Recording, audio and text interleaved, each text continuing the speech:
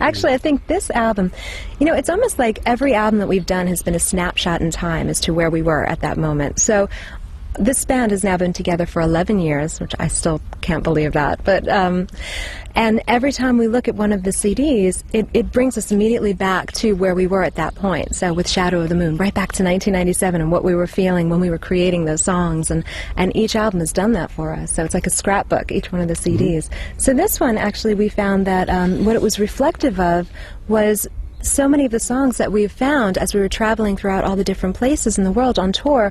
We picked up so many traditional regional songs, one from Russia and one from England and like all over the place. And Stella Splendens is on there, redone as Locked Within the Crystal Ball. So actually I think this album has more traditional based melodies than any of the other albums that we've wound up doing. I think we've ripped more people off on this record than we've ever done before. That's a nice way of putting it. Yeah. There's a French traditional on there that we now call Gilded Cage. That came from the Gaias, des Gaias. Right, the English one is Peasant's Promise. That's right. And the Russian one is Toast to Tomorrow. Right. So there's a lot of different songs on there now, is. from all over the place. And a culmination, a veritable buffet, if you will, of... A smorgasbord.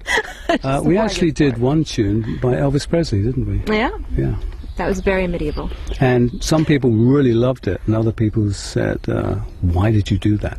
You know? But the fact is we can do anything within our context of our band. Everything is just fun, whether it's medieval, Renaissance, rock, folk, or, you know, Elvis Presley stuff. It's all fair game.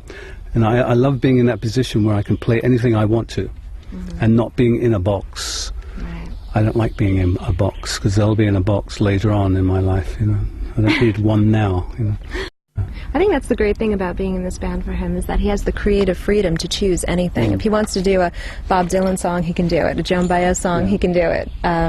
A redneck song. I mean, we've done that. So we're pretty lucky where we're able to do absolutely anything we want to. And then when he wants to go back to rock, he can just take out the electric and start wailing away on that too. So like you said, it's hard once you have the taste of the creative freedom to go back into that box and have someone nail it shut, and then you're kind of stuck with just one label or one stamp on you. And some people feel more comfortable putting you under one category or one label, but, you know, as humans, we all have these amazing different emotions, and it's kind of unnatural just to do one thing. So I think that's what he's doing now, is really enjoying himself. And really, have you ever seen him smile more on stage? He was the man known for not smiling, and now all of a sudden he's smiling all the time. So it must be doing something good for him. Once a day. It's enough.